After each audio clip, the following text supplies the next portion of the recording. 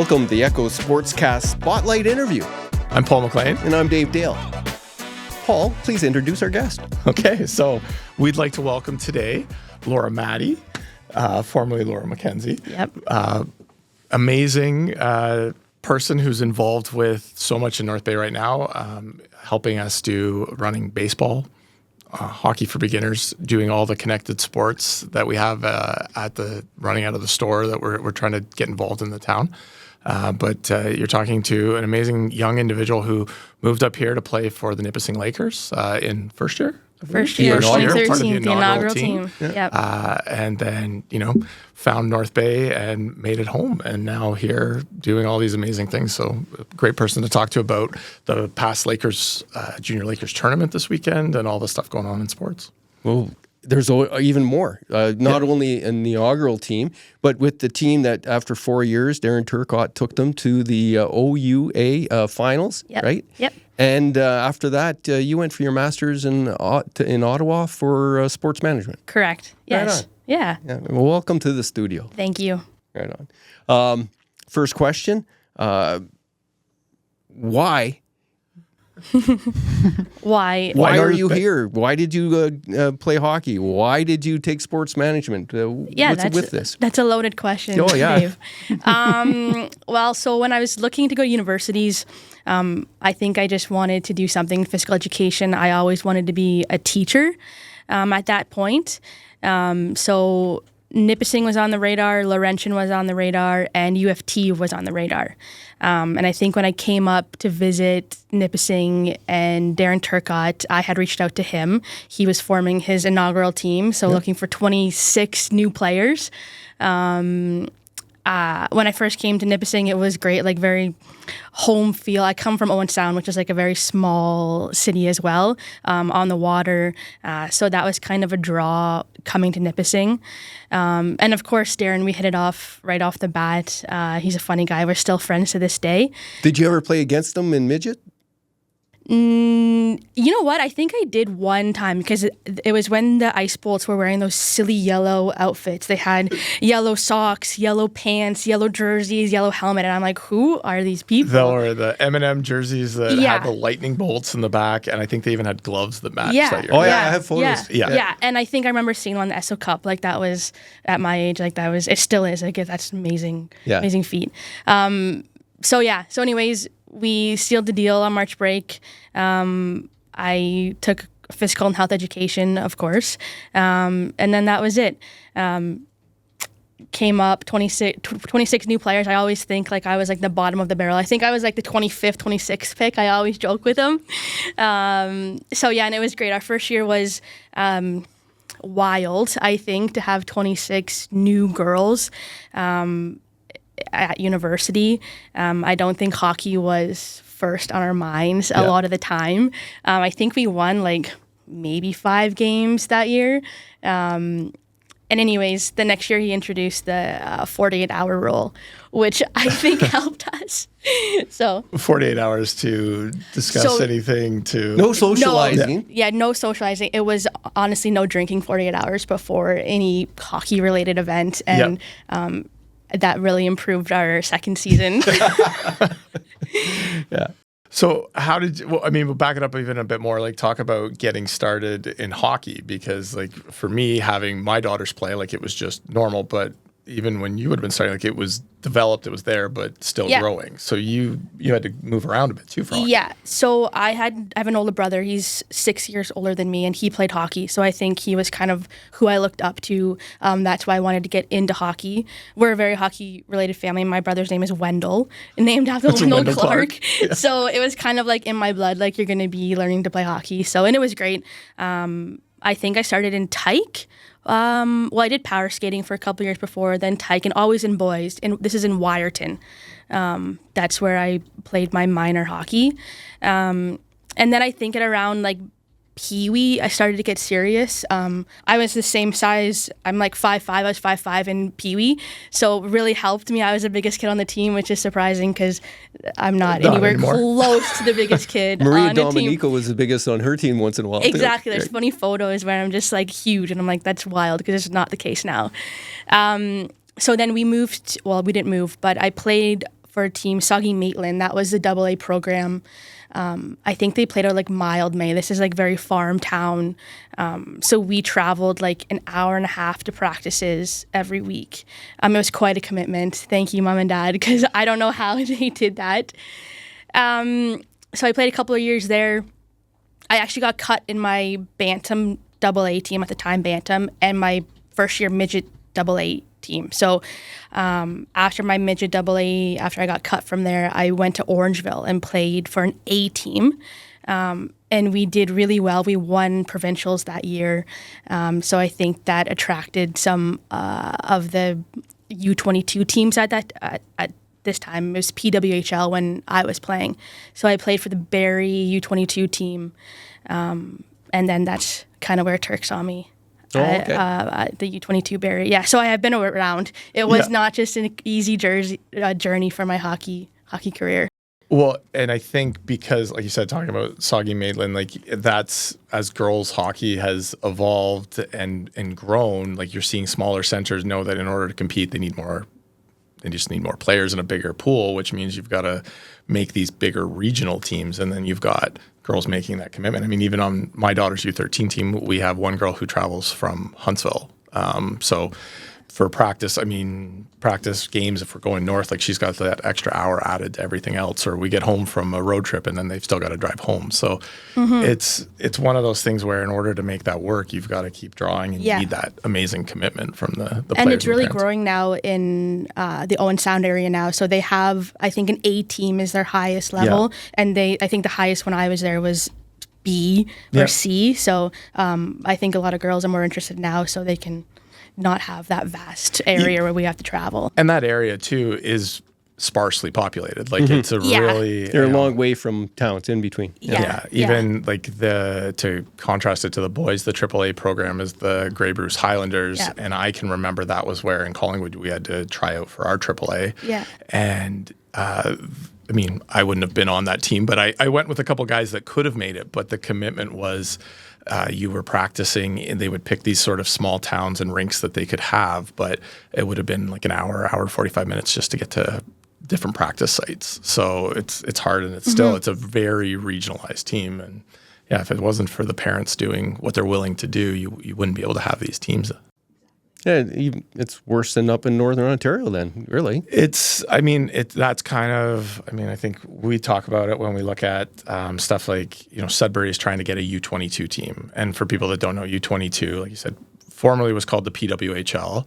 Now that name's obviously synonymous with professional hockey, so they changed it to U22, but that is a junior A loop. That would be the female equivalent. As an old fart, I just want to tell you, I hate the changes to the names, midgets, Hueys. That's where my brain is when I'm thinking. And so every time even when I hear U18, I'm like, is that midget? What is that? Yeah. I feel like bridging the gap is where I kind of fit in, where I'll have to explain to people. When I played, I was on the Squirts. There you go. Yeah. Which is still a name I think used in the 1970 in the States. I think they still use, or they used that almost right up till just recently when they made the changes. So they took the fun out of it. It gets very confusing. You're right. Like you almost need like a translation generational translation thing. Yeah. Anyways, I digress. Yes. So.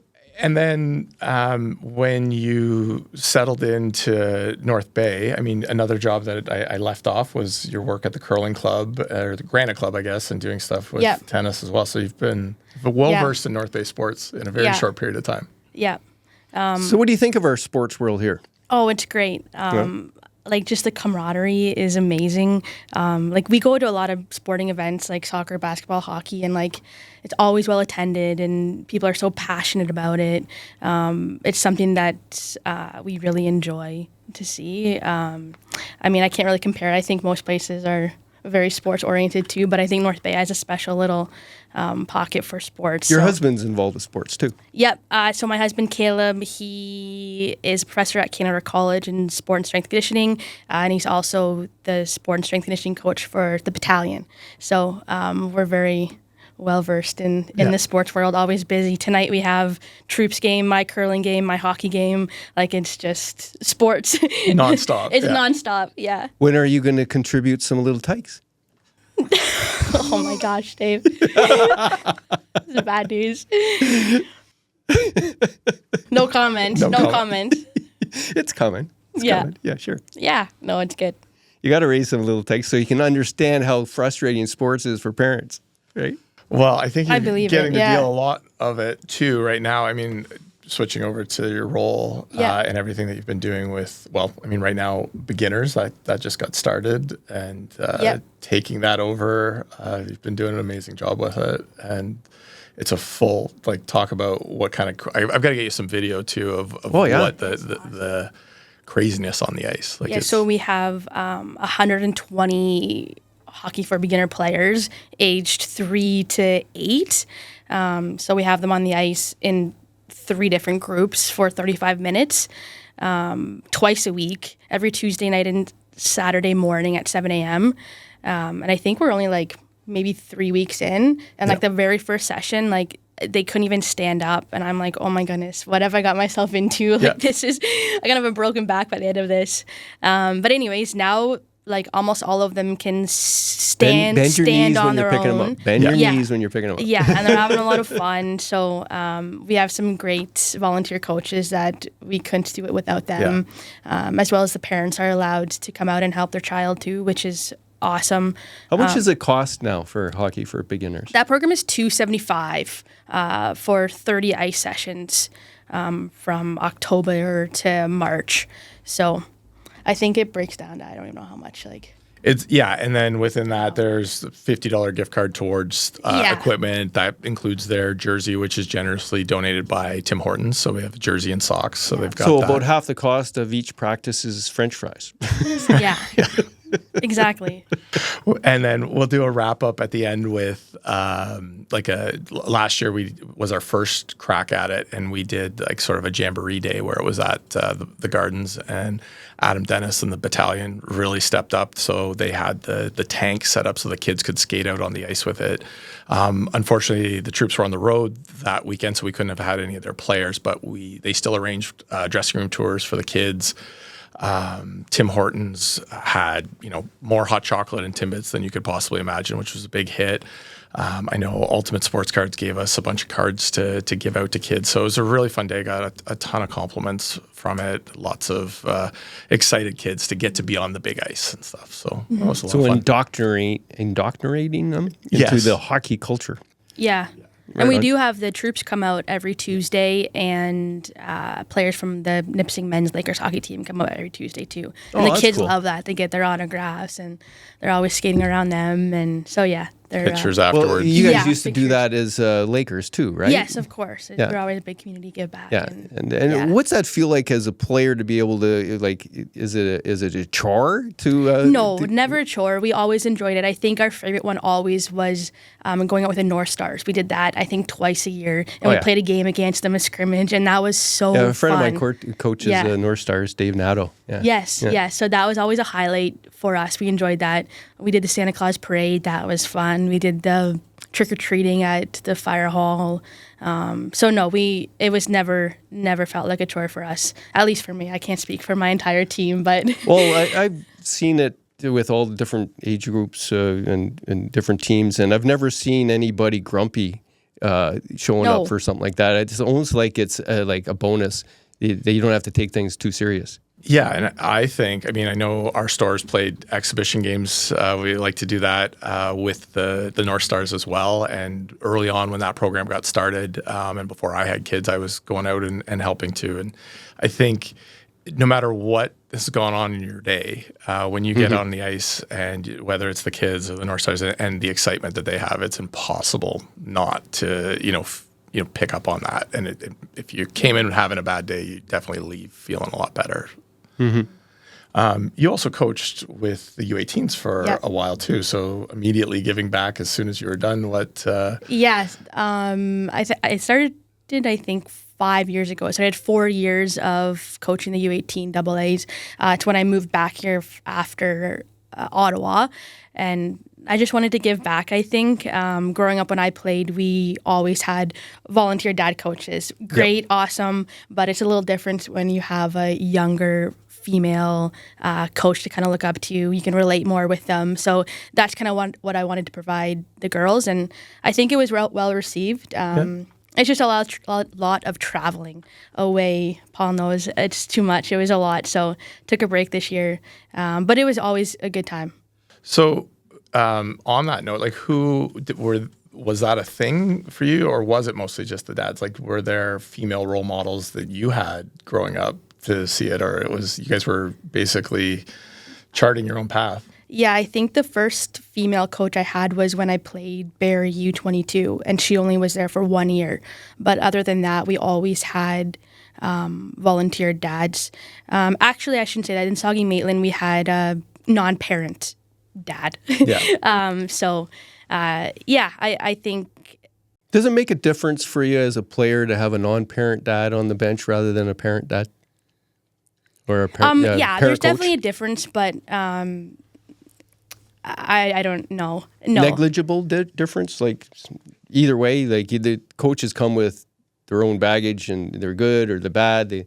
I think it depends. It's very dependent on the dad and the child. Like, if it's maybe a better kid, it's a little bit more challenging as a player. But no, I think at the end of the day, it's just how they can coach. So I remember hockey coaching. My kid was on the baseball teams all the time, and I was glad that he was in the top third, so I didn't have to make an excuse to play him because he was usually one of the top half anyway. It would be tough if he was at the bottom half.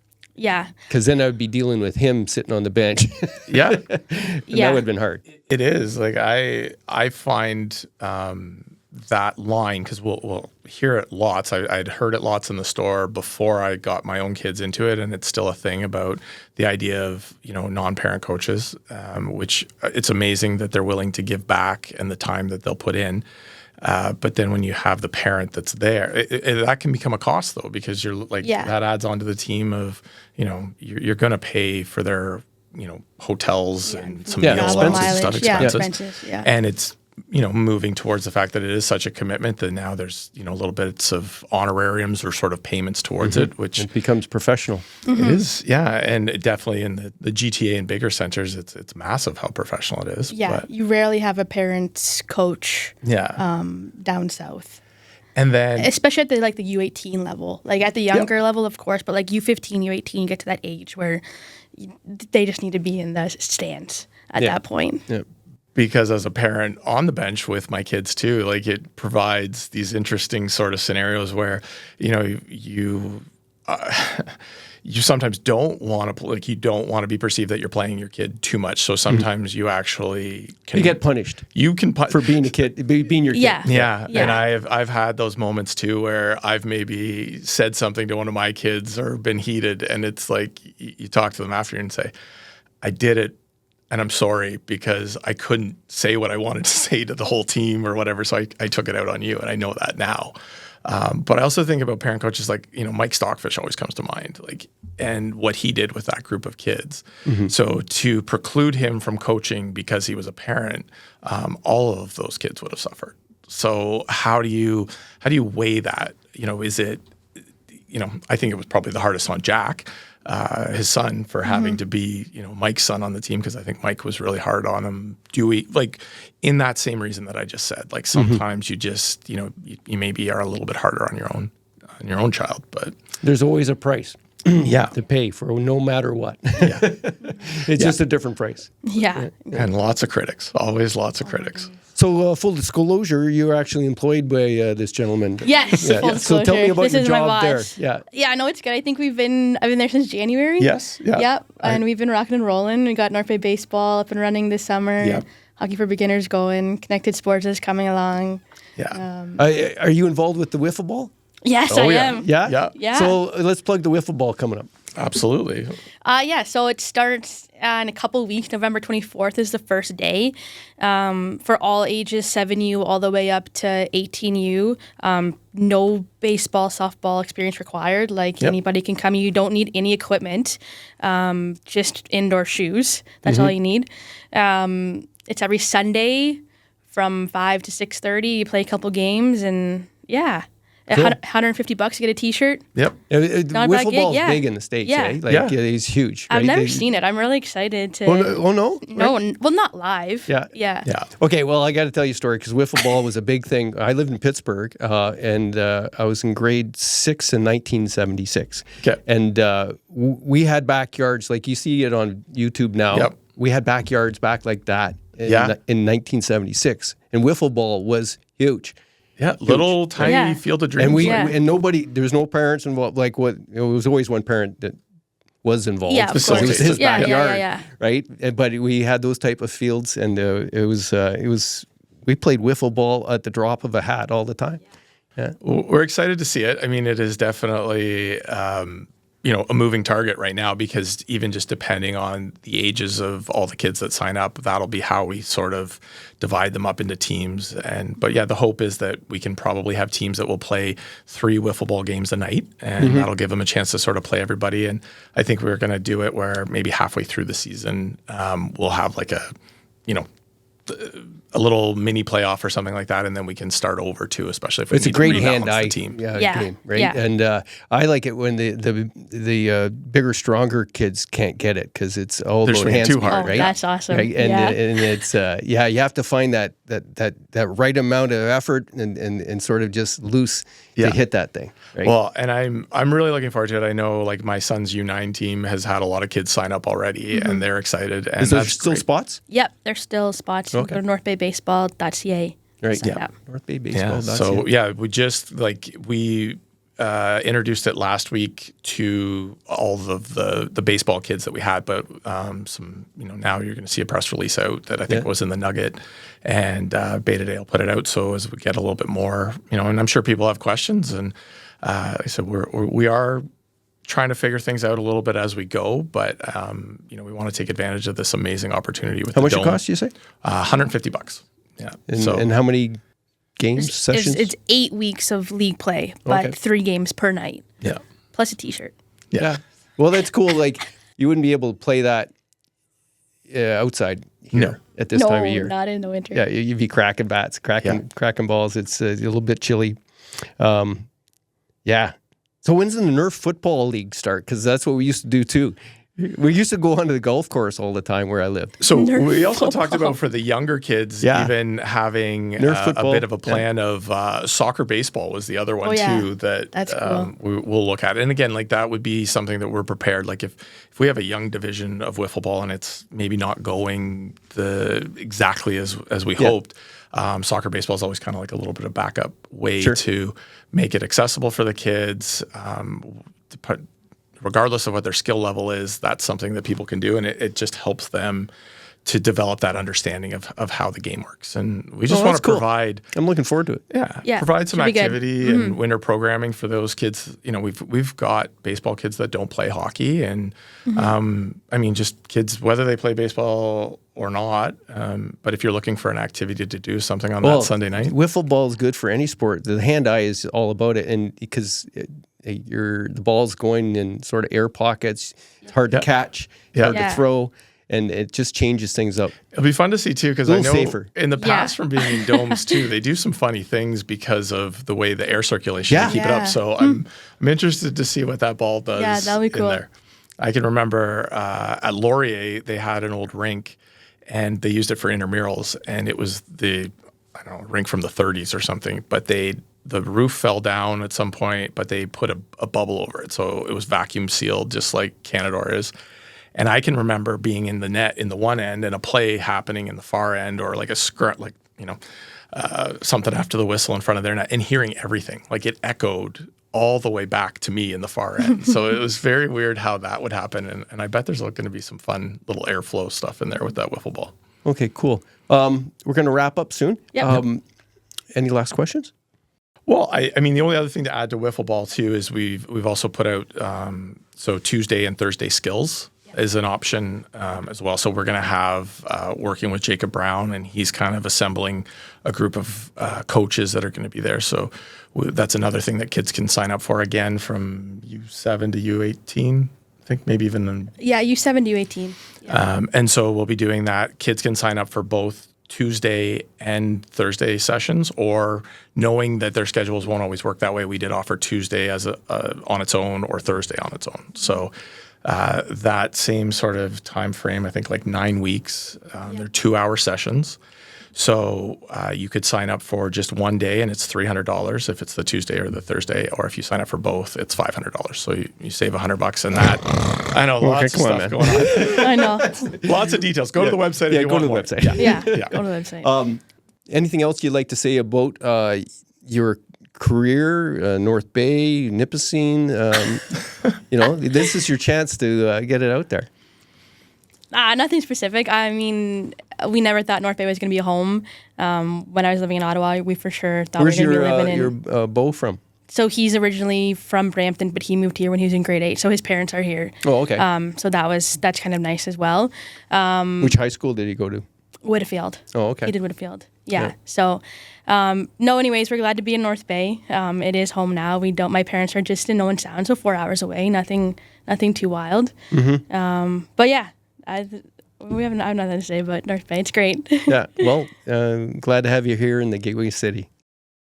Nice to meet you and talk to you. I remember taking your photo when you were with the Lakers. Nice. Yeah. So what number were you again? 18. So I'm going to go through my files and see if I can't find something from from your days back then. Yeah, that's I might fun. have something. Awesome. Thanks, Dave. Well, thanks, Paul. Nice to meet you. Thanks, Laura.